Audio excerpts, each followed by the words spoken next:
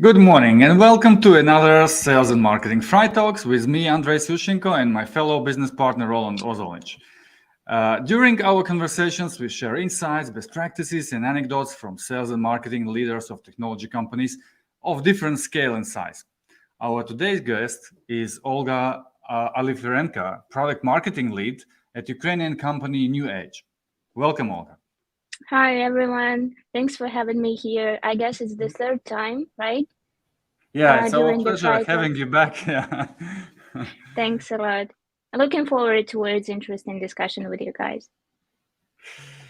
Yeah, and last time we met, I think it was around a year ago or so, and we talked about you launching an engagement automation platform, Retainly. Right. So almost a year, and I think you have a lot of things done during this period, and so we are looking forward to hear how did it go. Please share. Yeah, of course. Thanks a lot for the opportunity. And hello from Kiev to everyone. Well, yeah, launching a new product is a big deal. It requires lots of effort, resources, especially in IT sector, because the price of the mistake is huge. Today's event is dedicated to my learning, just because saying the word fuck ups can be a bizarre. But let's be honest, we all learn, and I'm happy that I can share it today. This month marks a year of the war in Ukraine, where I'm located and where our team is located. But it also marks the year of our product launch. We launched Retainly in April 2022. And I'm ready to share some of my personal learnings. But before I proceed to some of them that I prepared for today, I would like to say that we never expected that the first media coverage, the first media article about our platform would be called not something like there is a new brilliant product on the market, but it would have the headline, the new MarTech platform is infused with Ukrainian resilience as coding took place from the bomb shelters. So I'd like to use this opportunity and say hi to our team for creating incredible things during tough times. Yeah. A couple of years ago, I've worked on an integrated marketing campaign called A Year Like No Other.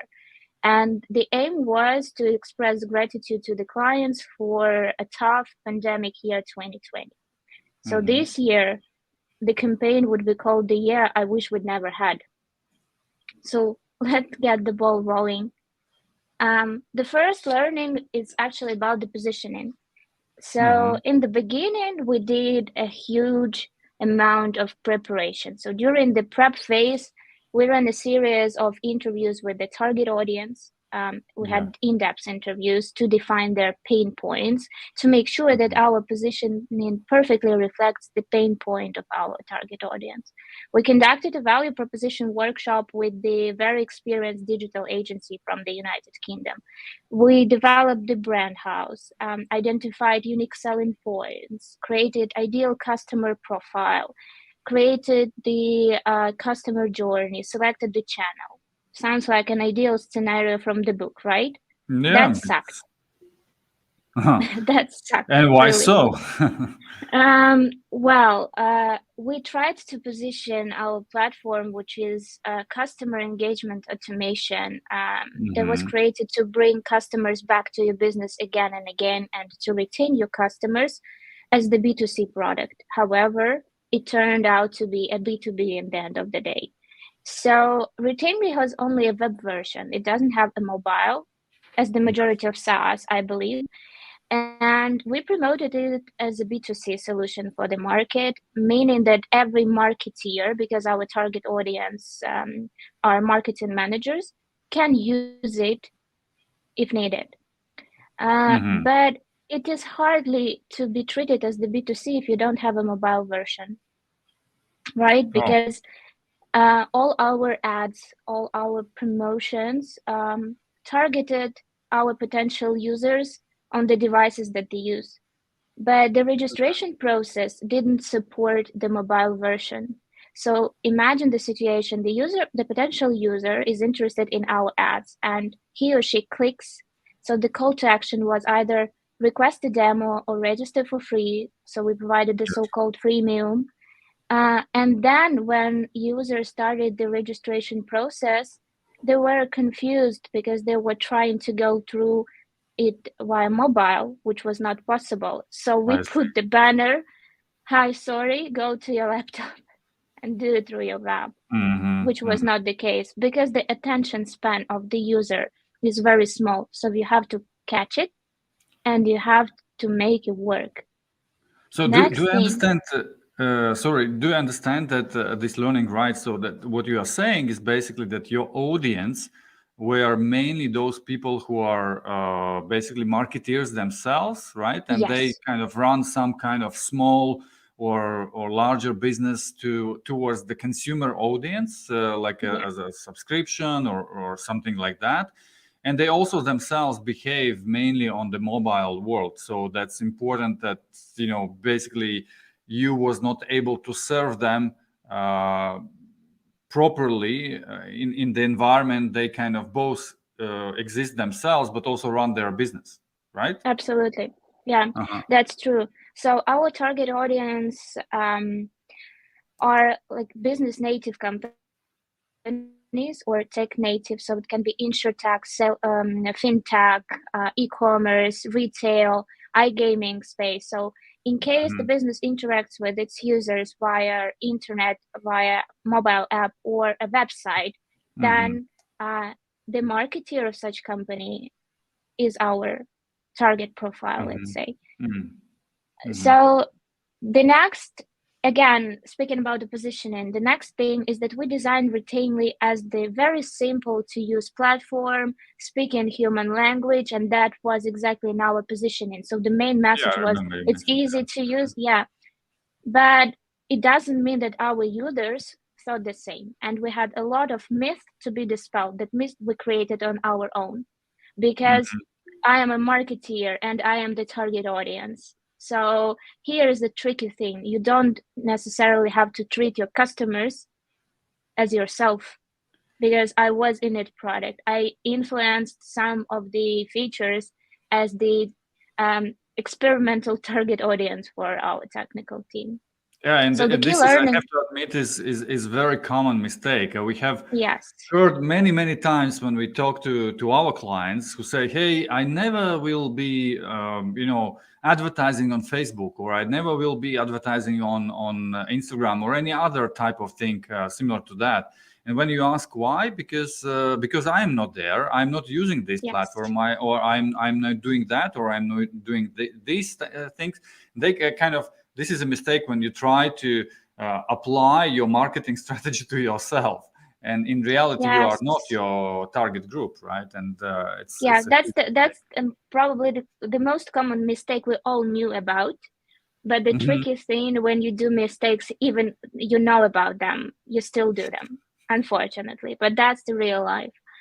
Well, the platform was not that easy as we thought it could be. And of course, the UI UX experience should be improved. And that's, I guess, never-ending story for every SaaS business. One of my painful learnings was that no one is going to use your platform exactly after the registration process, right? So imagine the situation that the person moved through the funnel of the registration process. It was not like one click. It required inserting certain types of data there to be able to register for the platform. And then there is a nice interface. It looks like everything is clear, but when you start using it, you see that there are some difficulties. You don't know how to do it. So you have to work with the user on a daily basis. You have to make proper onboarding. Even if it's clear for you, it doesn't mean that it's clear for them. Yeah, And again, I just only can share the same findings. What I see more and more, even like consumer type of services start to provide onboarding service. But I imagine that for more complex solutions like marketing automation or engagement automation, it's not only about whether you will be able to click something and to kind of try out the functionality. I think the most important and most difficult part for new users is actually to have a good idea of what you want to do. And that is where you as a vendor needs to help a lot to put them into the right path, and more importantly, to set it for the success. Yeah. Absolutely. The drag and drop interface can be easy. The tabs, everything can be crisp and clear.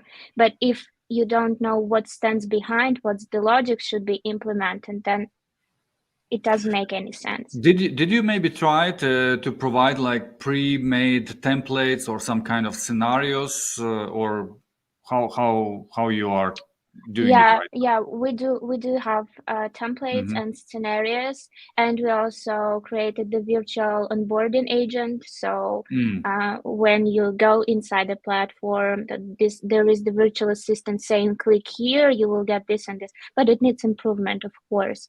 And Yes. we're also working on the series of short videos highlighting top features, how to do sessions, which is also very important. And we'll talk about the geographies a bit after, but because we had to change geography very quickly without our intention, there were lots of crucial things that we had to postpone. For example, creating those videos of how-tos, and we understand that people are more likely to use video content rather than the PDF file saying this is the guide, right? Yeah, but the obstacles were, so we had to adapt.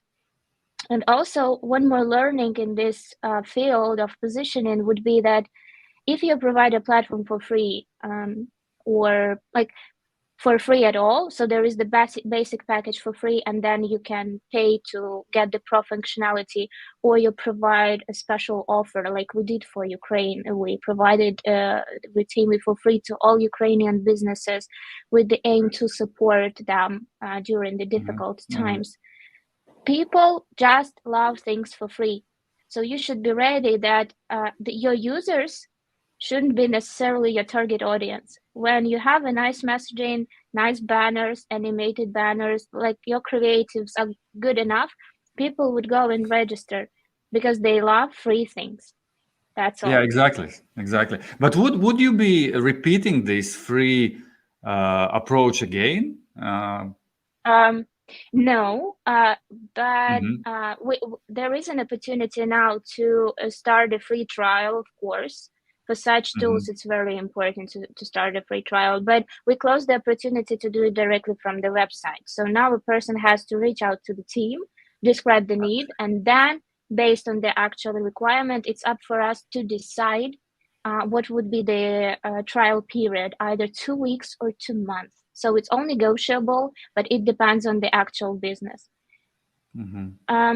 After the launching of our MVP back in April 2022, the team has released lots of new functionality, cool functionality, and the platform became even more complex. So our messaging about human language and easiness of use were not working any longer. So the platform was not selling itself by its simplicity as we initially expected, you know? So the good news is that now because retail of is this feature packed. Sorry, I just Sorry. wanted to ask if because of this functionality, what you introduced, like new updates and capabilities, the platform became more difficult to use, or what happened actually? We added new features like in-depth funnel analytics or data behavior-driven segmentation or triggered campaigns. So in case user is not familiar with the marketing automation concept, it would become even more difficult to use the platform, because one thing is only go inside and create an email template and launch a simple one-time campaign. But Retainly was created for customer engagement, meaning that marketeer should understand the logic and should think about the potential customer journey he or she is building within the functionality of the tool. And we added also lots of industry-specific integrations. For example, Magento for e-commerce, We added Viber, and we're now working on Telegram as one of the means of communicating with the clients. We also worked on the Salesforce integration. So the purchase life cycle became longer, which is not the case for B2C. And the user required additional onboarding, technical onboarding, and since the platform works with the user data, the data has to be treated properly according to GDPR. And then we have NDAs, master agreements, all this legal stuff in place, which again proves that the B2C approach where a person is paying with the credit card and clicks approve for the contract was not working. I see. So in general, you have to redesign not only like the product positioning itself, but it seems also the whole both sales cycle, but also post-sales, like customer activation and everything else. Absolutely. We started back then when we had our first conversation with you, Andres, and Roland, and Sanjulian, our product owner. There were only the product team, so developers, and one marketing manager. It was me at that time. But now we are maturing up. So we have sales department with dedicated sales representatives. We have SDRs who take care of the leads through the funnel. We have customer success manager, and we implement tailored approach towards every customer because we have to educate them. So they come with their data and with their problem. It's our task to implement the data, to upload into our system, make needed integrations, and then explain the logic of marketing automation. So again, we proved to ourselves that the B2C approach was not working, and we tweaked to the B2B one with the standard, clear, understandable sales cycle, including marketing, sales, SDRs, customer support, who then taking care of client retention. Yes, I wanted to ask, you mentioned multiple times this B2C approach, which you had initially, then you pivoted to B2B. Does it also mean that you are now targeting larger accounts where the revenue stream would be higher? Because I imagine that what you mentioned, all this support and sales infrastructure and people, that makes your sales process quite costly. And quite honestly, it may be difficult at some point to scale and also to stay price competitive with other tools who just are happy to take your credit card, provide you some tech, and then you get going on your own. Yeah, thanks. That's the good question. So we are still targeting SMB companies globally, but we also scale out to corporate and enterprise segment, of course, which is absolutely normal given the procedure, the sales cycle I just explained. But the thing is that we didn't change our pricing. We still want marketing automation tools and customer engagement tools to be affordable. Just because we are changing approach doesn't mean the product concept has changed. And today, a lot of people are talking about artificial intelligence and chat GPT, right? If I'm not mistaken. I know Andrei Blumitsky was discussing this with you. So we again say like AI won't replace people. People who use AI will replace those who don't. The same can be applied to marketing automation. Marketing automation won't replace marketing and marketing people, but people who understand how to leverage the power of marketing automation, customer engagement tools will definitely replace those who don't, because SMB is the market where people do things manually, and we want to change it. So it's our mission to make sure that technology is used everywhere, not only if you have like millions of dollars for the tools and you are enterprise global company. I hope I replied the question. I also agree with you, Olga. I think it's not about whether one will replace another. It's probably that about the combination. So how you can kind of do better job combining availability of those tools and technologies with your knowledge and your competence, because that is still will be needed and required. And I think That is what we discussed in our previous episode with Andrei, what you referred to about AI and tools, that it will require a lot of mindset change and then basically the scope of work for marketeers. Where do you focus your time? Where do you invest your efforts? But coming back to what you mentioned, that you didn't change the price. Same time, you described pretty difficult, pretty complex actually process. Like now you have many people involved instead of just fully automated process and so on and so forth.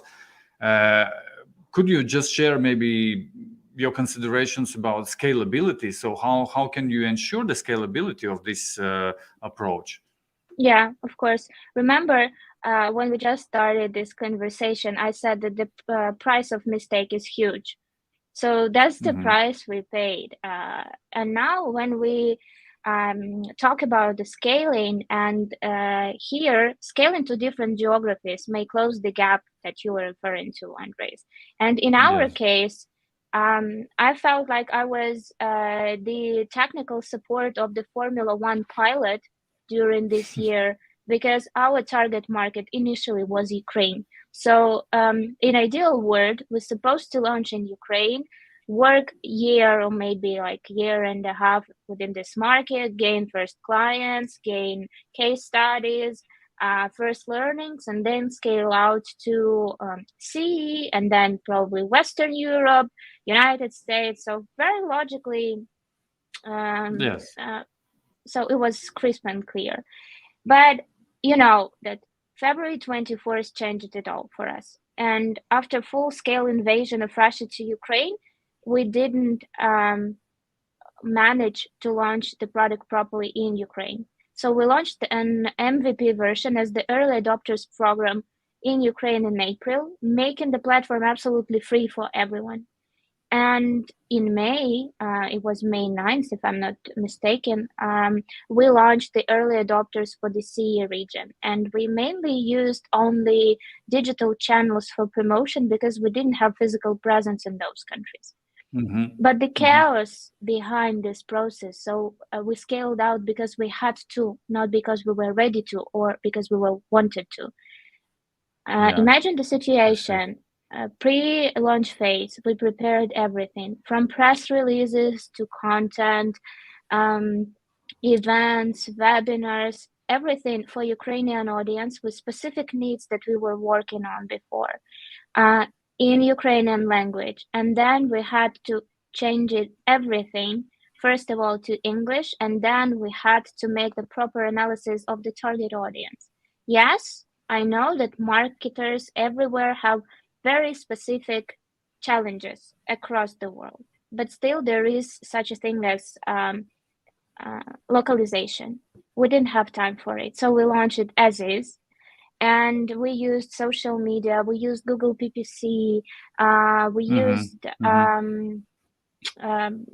SEO approach also. So we had a strategy, we analyzed the keywords, we analyzed the semantic piece of this to make sure that our offering corresponds to that market. But then in October, so 6 months after the MVP launch and early adopters launch, our platform finally had a proper launch in Georgia. Because that's the very interesting market to work on. And because our company, our parent company, New Age, has Georgian origin and Georgian roots. And it was fantastic. We had great event, communication with people, those press releases, I can imagine. Content, everything. So finally, considering Georgian hospitality, so it's it was a challenge for me to travel to Georgia from Kyiv as well. So it took me almost 2 days to get there to make sure that our product has proper presentation there. But again, so April till October, we used the time to work to analyze the Georgian market, the marketers' pain points, and we understood that market was not mature enough for marketing automation tools. So we had to educate them first. So before you scale out your SaaS globally, think about the problem or the pain of the customer. If they don't have it, do you want to create the one for them or not? If yes, then be ready to solve it. that's what we did, and that's why it was fantastic, as we had our first clients there and clients from various industries. So now we have clients from health tech, from food retail, from e-commerce, because we also focused not only on geos, but we focused on the industries.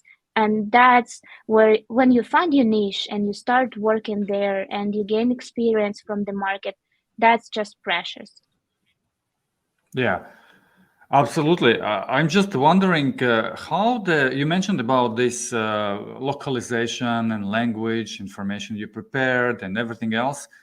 How important in reality is to be able to provide or serve customers in local language? And did you really now provide these markets with the local content, with the local, I don't know, language support, or how does it work?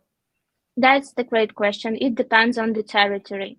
So if we speak about Caucasus region, so for example, Georgia, Armenia, Kazakhstan, Uzbekistan, then English would be the best option, of course, but they do like localized content. So for example, in Georgia, we've tried to translate all our materials into Georgian language. The marketing automation language is specific.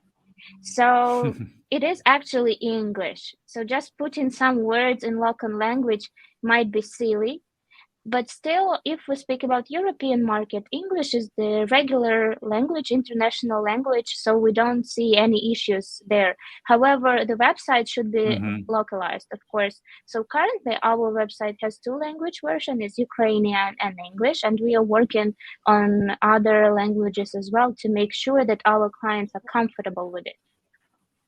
Until your clients are comfortable with your content and with your language, you can work normally. But if you see that the main obstacle from them to buy your product is language, then you tweak the language. That's simple. Yeah, of course.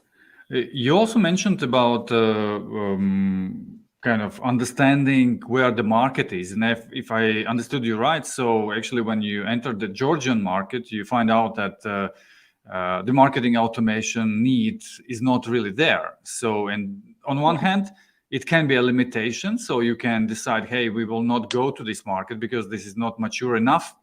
On the other hand, it's a great opportunity because you are just first who can come and actually create the market for yourself. I understood that you choose the second scenario, right? Yeah, that's true. I wouldn't say 100% that the market was not mature or there was no need in marketing automation tool. There were issues, but people were not aware that there are tools to cover those issues. And our task was to educate the market and showcase the potential of their business growth. And we showed some numbers like ROI if they automate some of the functions, including marketing functions. And the interesting fact that I've noticed, especially in Georgia, that like one of the every third customer has no idea about the difference between CRM and marketing automation tool. That was stunning. And it's actually like comparing Natalie Portman and Keira Knightley on the photo. Like both tools are vital. They both used for clients, but they cover different stages of the customer journey. So it was our task to share the differences between those tools and to see that if they are integrated as the complex solution, then it can bring tangible results to the business. But I also imagine that all that findings made you rethink and kind of design your go-to-market strategy, because it's completely different story when you go to the market where demand is already there, the knowledge is already there, so you basically need just to introduce yourself to the market to make people willing to deal with you as a vendor, potential vendor. And a completely different story is when you need to kind of create awareness on why they need this, right? And it's much longer journey. So how did you deal with this educational part? So how much actually you invest time currently into educating the market, if you can share? A lot. And how do you do that? Lot. What works? A lot. Yeah. Yeah, I would say that the proper content and educational materials are now our top priority. So it's our target goal to educate the market. But also our go-to-market strategy changed with the sales plays, changed with the scenarios, changed with the route to market. And this is the third learning I would like to share with the audience today. So when you go globally and you want to scale your SaaS, you should think and analyze whether you have enough in-house resources to cover different markets. If not, then it's worth looking towards a partner channel creation. If you're a developer of the solution, meaning you're a vendor, there are certain things you can outsource. For example, you can hire content agencies or content writers. You can hire agencies to run certain events on your behalf using your brand book. But you cannot outsource the sales function until you sign an agreement with the partner. For example, if we speak about Retainer's partner ecosystem, which was created based on our learnings, it enables IT integrators, value-added service partners, digital marketing agencies, meaning companies that already have customer bases and they interact with them and they sell digital products. So Retainly can be a good complement to their package offering, to their portfolio. And then you just educate your partner, provide with all needed resources, build a compelling sales strategy together, work on joint go-to-market strategy, plan joint events. So regular stuff here, everyone perfectly know what to do here. Then it will work. Then you can say, okay, this small territory or big territory is covered with the partner, and we are going to work on our product. We are going to analyze other audiences, our territories, planning where to go next. And then it works. So for us, it was the key learning, and we changed our go-to-market strategy, including different route to markets as well. It sounds like a great teaser for our another conversation about partner go-to-market approach, because I think many of companies today are looking for ways to scale through partners, and that still is very, very important topic for many to learn about. So otherwise, I would like to thank you, Olha, for coming today and sharing your wonderful and very valuable insights with all of us. I found them very, very valuable. I hope our audience as well. I just want to remind everyone, so if you guys are interested to learn more such insights from sales and marketing leaders of tech companies, you can always turn to Fry Talks episodes. They are available on the LinkedIn. Just go and search for Sales and Marketing Fry Talks, or use hashtag Fry Talks, or you can always find us on the YouTube, also going to the ibd-consulting profile, and there we have all the episodes recorded and available to you, as well as these are episodes which are available on podcast platforms of your choice. Just go and search for B2B Sales and Marketing Fry Talks.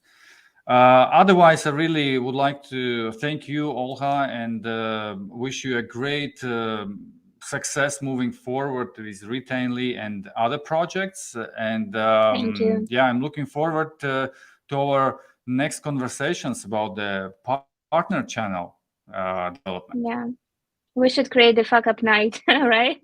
We have lots of things to be discussed. Oh, yes. Thank you for having me. Bye-bye. Thank you. Bye-bye.